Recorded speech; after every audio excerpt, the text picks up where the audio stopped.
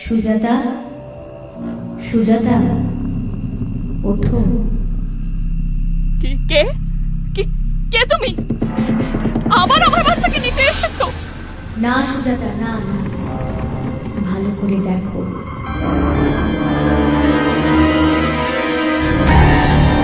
কে কে কে তুমি? কি চাও?